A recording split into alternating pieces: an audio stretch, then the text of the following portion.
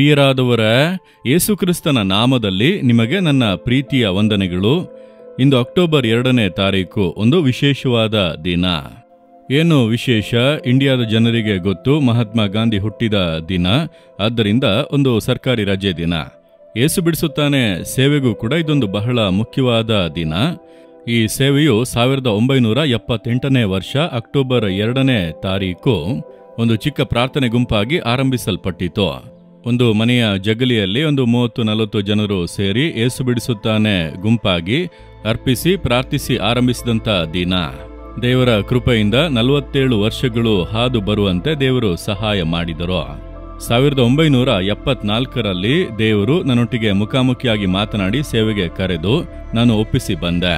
ನಾನು ಸೇವೆಗೆಂದು ಸಮರ್ಪಿಸಿ 51 ವರ್ಷಗಳ ಮೇಲೆ ಆಯಿತು. ಆದರೆ ಈ ಸೇವೆ ಯೇಸು ಬಿಡಿಸುತ್ತಾನೆ ಸೇವೆ ಆರಂಭಿಸಲ್ಪಟ್ಟು 47 ವರ್ಷಗಳು ಆಗಿದೆ. ಈ ದಿನಗಳನ್ನು ನಾನು ಹಿಂತಿರುಗಿ ನೋಡುತ್ತೇನೆ.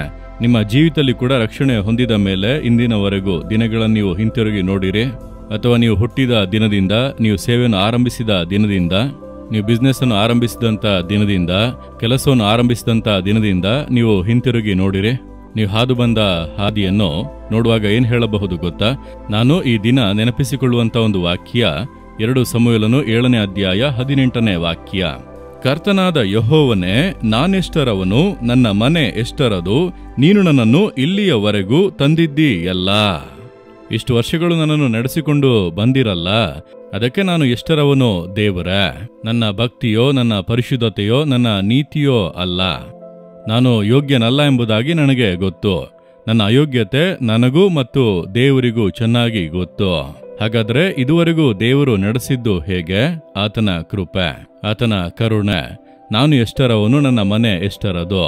ನಾನು ಆಗಾಗ್ಗೆ ಅಂದುಕೊಳ್ಳುವೆ, ನಾಲುಮಾವಡಿ ಎನ್ನುವಂಥದ್ದು ಒಂದು ಚಿಕ್ಕ ಗ್ರಾಮ. ಭಕ್ತಿಯುಳ್ಳ ಕುಟುಂಬದಲ್ಲಿ ಹುಟ್ಟಿ ಅನೇಕ ದೇವರುಗಳನ್ನು ಭಕ್ತಿಯಿಂದ ಪೂಜಿಸಿದವನು ನಾನು. ಯೇಸುವನ್ನು ದ್ವೇಷಿಸಿದವನು ನಾನು. ನನ್ನನ್ನು ಹುಡುಕಿಕೊಂಡು ಬಂದು ನನ್ನ ಮರಣದ ಹಾಸಿಗೆಯನ್ನು ನೀಗಿಸಿ ಸೌಖ್ಯ ಮಾಡಿ, ನನಗೆ ತನ್ನನ್ನು ಪ್ರಕಟಿಸಿ ರಕ್ಷಿಸಿ ಕರೆದು ಸೇವಕನನ್ನಾಗಿ ಮಾಡಿ ಇಂದು ಇಷ್ಟು ಆಶೀರ್ವಾದವಾಗಿ ಉಪಯೋಗಿಸುತ್ತಾ ಇರುವುದಕ್ಕೆ ಕಾರಣ ಏನು?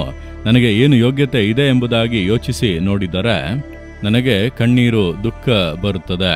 ಕೃತಜ್ಞತೆಯಿಂದ ದೇವರನ್ನು ಸ್ತುತಿಸುತ್ತೇನೆ. ಯೋಗ್ಯತೆ ಇಲ್ಲದ ನನ್ನನ್ನು ಕೂಡ ನನ್ನನ್ನು ಆರಿಸಿಕೊಂಡು ನೀವು ಇಷ್ಟರವರೆಗೂ ನಡೆಸಿದಿರಲ್ಲ, ಇದಕ್ಕೆ ನಾನು ಎಷ್ಟರವನು ದೇವರೇ. ಯೋಗ್ಯತೆ ಇಲ್ಲದ ನನಗೆ ಆತನ ಕಣ್ಣುಗಳಲ್ಲಿ ದಯೆ ದೊರಕಿದ್ದರಿಂದಲೇ ಇಷ್ಟು ಸೇವೆಗಳನ್ನು ಮಾಡಲು ಸಾಧ್ಯವಾಯಿತು. ಅದನ್ನು ನೆನೆಸಿ ನಾನು ದೇವರನ್ನು ಸ್ತೋತ್ರ ಮಾಡುವೆ. ನಿಮ್ಮ ಜೀವಿತದಲ್ಲಿ ಕೂಡ ನೀವು ಹಾದು ಬಂದಂಥ ಹಾದಿಯನ್ನು ಚಿಂತಿಸಿ ನೋಡಿರಿ. ಅದು ನಿಮ್ಮ ಯೋಗ್ಯತೆಯಿಂದಲ್ಲ, ನಿಮ್ಮ ಭಕ್ತಿಯಿಂದಲ್ಲ, ನಿಮ್ಮ ಪರಿಶುದ್ಧತೆಯಿಂದಲ್ಲ. ದೇವರು ಯಾವುದರಿಂದ ನಿಮ್ಮ ನಡೆಸಿಕೊಂಡು ಬಂದಿದ್ದಾರೆ ಎಂಬುದಾಗಿ ಯೋಚಿಸಿ ನೋಡಿರಿ. ನಮ್ಮ ಭಕ್ತಿಯೂ ಅಲ್ಲ, ಪರಿಶುದ್ಧತೆಯೂ ಅಲ್ಲ, ನಮ್ಮ ನೀತಿಯೂ ಅಲ್ಲ, ದೇವರ ಕೃಪೆ, ನಮ್ಮ ಮೇಲೆ ಇಟ್ಟಂತ ಕೃಪೆ. ಅದನ್ನು ನೆನೆಸಿ ದೇವರಿಗೆ ಸ್ತೋತ್ರ ಮಾಡಿರಿ. ಆಗ ನಿಮ್ಮ ಭವಿಷ್ಯತ್ ಕಾಲವು ಆಶೀರ್ವದಿಸಲ್ಪಡುತ್ತದೆ. ನೀವು ನಿಮ್ಮ ಹೆಮ್ಮೆ, ನಿಮ್ಮ ಸಾಮರ್ಥ್ಯ, ನಿಮ್ಮ ಭಕ್ತಿ, ನಿಮ್ಮ ನೀತಿ, ನಿಮ್ಮ ಪರಿಶುದ್ಧತೆ ಎಂಬುದಾಗಿ ನಿಮ್ಮನ್ನೇ ಹೆಚ್ಚಿಸಿಕೊಂಡರೆ ದೇವರ ಕೃಪೆಯನ್ನು ಕಳೆದುಕೊಳ್ಳಬೇಕಾಗಿ ಬರಬಹುದು. ಆದ್ದರಿಂದ ಈ ದಿನದಲ್ಲಿ ನಾನು ಕರ್ತನ ಕೃಪೆಯನ್ನು ನೆನೆಸಿ ಆತನಿಗೆ ನಾನು ವಂದನೆ ಹೇಳುತ್ತೇನೆ, ಕೃತಜ್ಞತೆಯಿಂದ ಸ್ತುತಿಸುತ್ತೇನೆ. ನೀವು ಕೂಡ ನನಗಾಗಿ, ಸೇವೆಗಾಗಿ ದೇವರನ್ನು ಸ್ತುತಿಸಬೇಕು. ನಿಮಗೋಸ್ಕರ, ನಿಮ್ಮ ಕುಟುಂಬಕ್ಕೋಸ್ಕರ ಕೂಡ ದೇವರ ಕೃಪೆಯನ್ನು ನೆನೆಸಿ ದೇವರನ್ನು ಸ್ತುತಿಸಬೇಕು. ದೇವರೇ, ನಮ್ಮನ್ನು ಇದುವರೆಗೂ ನೀವು ನಡೆಸಿಕೊಂಡು ಬಂದದಕ್ಕಾಗಿ, ನನಗೆ ಈ ರೀತಿಯ ಒಂದು ವಿದ್ಯಾಭ್ಯಾಸ, ನನಗೆ ಈ ರೀತಿಯ ಒಂದು ಕೆಲಸ, ಈ ರೀತಿಯ ಒಂದು ಬಿಸ್ನೆಸ್, ನನಗೆ ಈ ರೀತಿಯ ಒಂದು ಸೇವೆ, ಇದನ್ನೆಲ್ಲ ಕೊಡುವುದಕ್ಕೆ ನಾನು ಎಷ್ಟರವನು ದೇವರೇ. ಎಲ್ಲ ನಿಮ್ಮ ಕೃಪೆ ಎಂಬುದಾಗಿ ನಿಮ್ಮನ್ನು ತಗ್ಗಿಸಿಕೊಂಡು ಸ್ತುತಿಸಿರಿ. ದೇವರ ಹೃದಯ ಸಂತೋಷ ಪಡುತ್ತದೆ. ಆತನ ಕೃಪೆ ನಿಮಗೆ ಹೆಚ್ಚಾಗಿ ಅನುಗ್ರಹಿಸಲ್ಪಡುತ್ತದೆ. ಆತನ ಆಶೀರ್ವಾದಗಳು ನಿಮ್ಮನ್ನು ಹಿಂಬಾಲಿಸುತ್ತವೆ. ಆದ್ದರಿಂದ ಈ ದಿನ ಹೇಳುವಿರಾ, ನಿಮ್ಮ ಜೀವಿತವನ್ನು ಯೋಚಿಸಿ ನೋಡುವಿರಾ, ಹೃದಯದಲ್ಲಿ ಕೈ ಇಟ್ಟುಕೊಂಡು, ಕರ್ತನೆ, ನೀವು ನನ್ನನ್ನು ಇದುವರೆಗೂ ನಡೆಸಿಕೊಂಡು ಬರುವುದಕ್ಕೆ ನಾನು ಎಷ್ಟರವನು.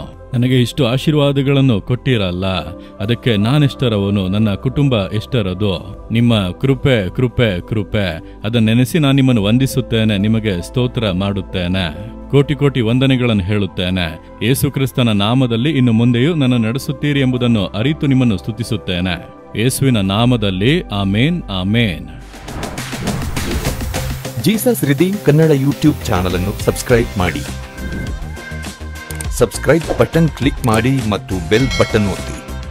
ಅನುದಿನ ಕಾರ್ಯಕ್ರಮದ ಮಾಹಿತಿ ಪಡೆಯಿರಿ.